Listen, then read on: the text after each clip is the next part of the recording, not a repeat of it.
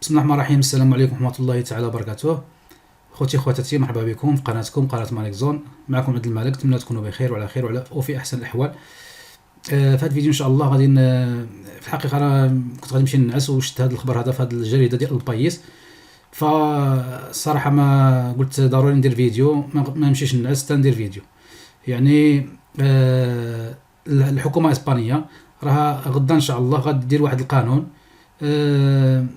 باش غادي تحل الاوراق بالنسبه للمهاجرين، ولكن يعني كنقول لك في الاول راه ما غاديش تحل الاوراق لجميع المهاجرين، غادي تحل واحد الفئه.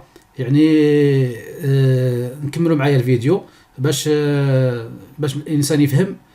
يعني ما غاديش تحل كل شيء الوراق، يعني غادي تحل واحد الفئه ديال المهاجرين. انا غادي نحاول نبسط هذا الفيديو، نشرح شكون هما الفئه اللي يمكن لهم يستافدوا. ولكن كما قلت هذا القانون مازال ما مصرحش به يعني رسميا. غدا ان شاء الله كاين واحد كونسيخو دو مينيستروس وغادي يصرحوا به رسميا، وربما يغيروا شي حاجه في لان هاد جريده البايس راه حصلت غير واحد البورادور ديال هاد الديكريتو لي، يعني بحال نقولوا حصلت غير واحد التسريب ديال هاد الديكريتو لي، وربما غدا في كونسيخو دو مينيستروس الحكومه تغير شي حاجه. المهم انا كنت درت واحد جوج فيديوهات، درت هذا الفيديو هذا وهذا، يعني كنت شرحت فيه باللي كاين واحد الضغوطات كبيره على الحكومه الاسبانيه. يعني كاين نقص في اليد العامله، كاين واحد النقص كبير بسبب هذه الازمه هذه ديال الكورونا فيروس. فكاين واحد النقص كبير في اليد العامله اللي كتخدم في الفلاحه، فكاين بزاف ديال الضغوطات على الحكومه الاسبانيه باش انها تدير شي حل ولا تحل الاوراق، ولا مهم دير شي حل تقلب اليد العامله اللي غادي تخدم في الفلاحه. وانا كنت قلتها في هذا الفيديو هذا، كنت يمكنكم ترجعوا له. انا قلت باللي يعني كاين مبشرات كتبشر بالخير، بلي انه الحكومه قلتها هكذا لا محاله مع هذه الضغوطات هذه، لا محاله خصها دير شي حل، خصها تحل الاوراق، ضروري خصها دير شي حاجه. فان شاء الله غدا نهار 3 7 في شهر 4 غادي الحكومه الاسبانيه غادي دير واحد الديكريتو لي، واحد القانون غادي تفتح فيه الاوراق، ولكن واحد الفئه من المهاجرين. ان شاء الله في هذا الفيديو غادي نحاولوا نشرحوا هذه الفئه اللي يمكن لها تستافد من هذه الاوراق هادو. انا غادي نخلي لكم رابط هذه المقاله هذه في صندوق الوصف. الجوبيرنو ultima la aprobación de un real decreto que flexibiliza la contratación en el campo de parados inmigrantes sin autorización de trabajo para atajar la falta de mano de obra. يعني الحكومه الاسبانيه غادي دير واحد الريال ديكريتو وهو مرسوم ملكي. باش نفهموا، فالحكومه ملي كدير واحد المرسوم ملكي الريال ديكريتو، فهذا الريال ديكريتو ما كيفوش في البرلمان، يعني ما كيتصوتش عليه، كيطبق مباشره. يعني الحكومه ملي كتبغي تطبق شي حاجه مباشره كدير الريال ديكريتو. يعني هذا غادي هذا الريال ديكريتو غادي يطبق مباشره، ما غاديش يفوت في البرلمان وغادي يستناو يصوتوا عليه.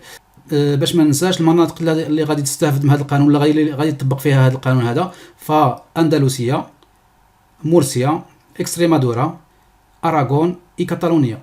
يعني 1 2 3 4 5 ديال المناطق، يعني كومونيداد اوتونوما، هاد الكومونيداد اوتونوماس هاد الخمسه هادو غادي يطبق فيهم هذا القانون هذا. وهذا القانون هذا غادي يكون ساري العمل ديالو. هاد ديكريتو اللي غادي دير الحكومه غدا ان شاء الله غادي يكون ساري العمل به حتى 30 شهر 6. يعني هما غادي يديروا هذا القانون هذا غادي 30 شهر 6. من يفوت 30 شهر 6 غادي هذا القانون صافي ما يبقاش. هذا القانون هذا راه كدرسوا الحكومه. فوزير الفلاحه لويس بلاناس كيقول باللي غادي يستافدوا من دوك الناس اللي راهم في البارو، والناس اللي راهم كيتخلصوا مساعدات. يعني هاد الفئه الاولى اللي غادي تستافد من هذا القانون هذا، وهو دوك الناس اللي ديجا راه عندهم الاوراق، يعني اسبانيول ولا ماشي اسبانيول، يعني يا اما اسبان ولا مهاجرين ولكن عندهم الاوراق، ولكن راهم في البارو ولا كيتخلصوا مساعدات. هادو غادي يمكن لهم شويه يخدموا في الفلاحه. كما كيقول وزير الفلاحه: اريا compatible la prestación por desempleo y otras ayudas sociales contributivas o no con la contratación para tareas agrarias. يعني هذوك الناس اللي راهم كيتخلصوا البارو حاليا، كيتخلصوا البارو ولا كيتخلصوا ايوداس، يمكن لهم يمشيو يخدموا في الفلاحه ويحافظوا على هذيك البارو ديالهم ويحافظوا على هذيك المساعده ديالهم. يعني ما عرفتش فهمتوني ما فهمتونيش. يعني هذوك الناس الفئه الاولى اللي غادي تستافد من هذا القانون هذا، هذوك الناس اللي راهم بارو ولا راهم عندهم مساعدات كتعطيهم الدوله مساعدات، يمكن لهم شويه يخدموا في الفلاحه ويحافظوا على داك البارو ديالهم ويحافظوا على ديك المساعدات ديالهم على حسب قول يعني وزير الفلاحه لويس بلاناس. يعني ولكن في هاد الناس اللي راهم في البارو، هاد الناس اللي راهم في البارو ما غاديش يدخلوا هادوك اللي راهم في ار تي اي. يعني كما كنعرفوا فمن جات هاد الازمه ديال الكورونا فيروس، هاد حاله الطوارئ، بزاف ديال الشركات ما قدروش يخدموا، كاين اللي بلعت، كاين اللي بزاف ديال الشركات طبقوا واحد الاير تي اي على الخدامه ديالهم. يعني هذوك العمال اللي الشركه ديالهم طبقت عليهم اير تي اي، هذوك ما عندهمش الحق يمشيو يخدموا في الكامبو، ما عندهمش الحق يمشيو يخدموا في الفلاحه. يعني هذه ما كيدخلش فيها المهاجرين، يعني اللي ما عندوش ورق هنا ما داخلش. هاد الناس هاد الفئه الاولى اللي غادي تستافد من هذا القانون هذا اللي غادي ديروا الحكومه غدا ان شاء الله. يعني هاد الناس راه ديجا عندهم الاوراق، يعني يقدروا يكونوا اسبانيول، ولا يقدروا يكونوا مهاجرين وعندهم اوراق. هذه الفئه هذه ما تخصناش، حنا عارفين هذه الفئه ما تخصناش، ولكن انا الخبر خصني نجيبو لكم كما راه.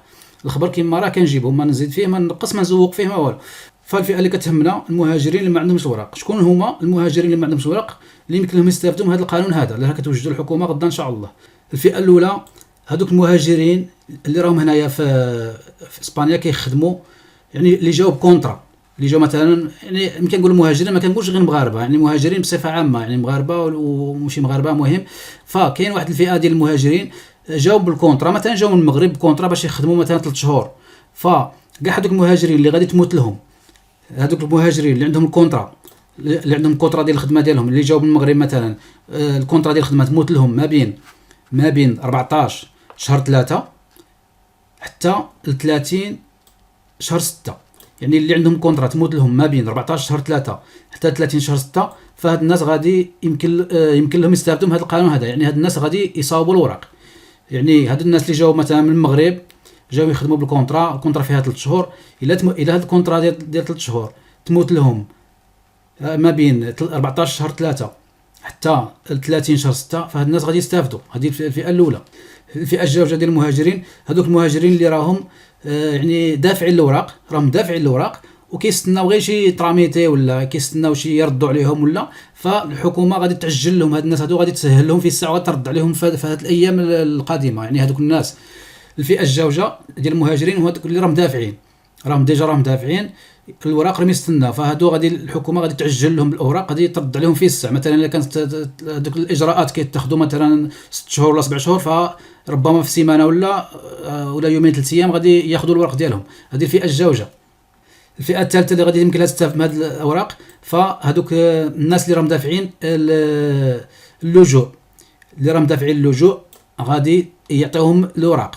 اللي راهم دافعين اللجوء غادي يعطيهم الوراق في هذه الازمه هذه، في هذا القانون الجديد هذا، في هذا القانون اللي غادي دير الحكومه غدا. الفئه الثالثه اللي غادي تستافد هما هذوك اللي راهم دافعين اللجوء. يعني اللي راه دافع اللجوء راه غادي يعطيو له الاوراق باش يمشي يخدم في الفلاحه. كذلك هذوك الخوبينيس، هذوك الشباب اللي خرجوا من السنترو، من السنترو عندهم ما بين 18 حتى 21 عام. يعني كما كنعرفوا في هذوك الناس اللي كيخرجوا من السنترو كيعطيوهم بطاقه الاقامه، وما كيعطيوهمش بطاقه العمل، يعني سين تراباخو. فهذوك الناس اللي خارجين من السنترو عندهم ما بين 18 و 21 عام، فيمكن لهم يستافدوا بطاقه الاقامه مع العمل، غادي يستافدوا مع اوتوريزاسيون دو ريزيدنسيا كون تراباخو. يعني الفئه الثالثه هي ولا الفئه الرابعه هي هاد الخوبينيس. يعني هذوك الشباب اللي خرجوا من السنترو وما راهمش خدامين، خاطش عندهم بطاقه الاقامه فقط، ما عندهمش بطاقه العمل، فغادي يعطيوهم الاوراق. يعني كما كشفتوا معايا ما غاديش يعطيو الاوراق للجميع، يعني ماشي كاع اللي راه هنا في اسبانيا غادي يعطيو له الاوراق. كاين 4 ديال المجموعه الاولى هذوك المهاجرين اللي غادي تكمل لهم الكونطرا، هذوك الناس اللي جاوا من بلادهم مثلا المغرب، جاوا بالكونطرا والكونطرا تكمل لهم ما بين 14 شهر 3 ولا حتى 30 شهر 6، هادو غادي يستافدوا. المهاجرين اللي خاصهم فقط بعد راهم دافعين وخصهم بعد فقط يردوا عليهم، فغادي يردوا عليهم في الساعه. الفئه الثالثه هذوك اللي طالبين اللجوء غادي حتى هما يعطيهم الاوراق، يعني بطاقه الاقامه مع العمل. والفئه الرابعه وهي هذوك الشباب اللي خرجوا من السينترو، عندهم ما بين 18 عام حتى 21 عام، عندهم بطاقة الإقامة ولكن ما عندهمش بطاقة العمل، فغادي يعطوهم بطاقة الإقامة مع العمل. يعني كاين هاد الربعة ديال الفئات هما اللي غادي يدخلوا في هاد الديكريتو لي. ولكن غدا نصبروا غدا حتى يصرح به الحكومة، ربما يكون شي تغيير، لأن هاد البايس كيقول هذا اسم بورادور، يعني بحال نقولوا بحال شي تسريب، تحصل عليه هاد الجريدة ديال البايس. حنا ما نتقلقوش حاليا، كيقولوا هذه هي الفئه اللي غادي تستافد. غدا ان شاء الله من داك الشيء يخرج رسميا، انا غادي ندير فيديو واحد اخر ان شاء الله باذن الله ونشرح فيه كذلك. في الاخير باش ما ننساش، يعني شكون يعني الشروط، يعني هذه الفئه هذه اللي غادي تستافد، الدوله دايره واحد الشرط، طالبه واحد الشرط واحد باش انهم يقدروا يستافدوا من هذا القانون هذا. خصهم يكونوا ديبين ريزيدير سيركا دو لوس لوغاريس ان لوس كي باين اتراباخار.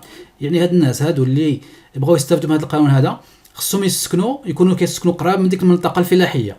يعني مثلا ماشي واحد يسكن في برشلونه وغادي يمشي يقيد راسو في الميريا. انا هاد المقاله غادي نخليها لكم في صندوق الوصف ان شاء الله غدا من يخرج هذا القانون بصفه رسميه، وان شاء الله ندير فيديو ونشرح فيه جميع التفاصيل.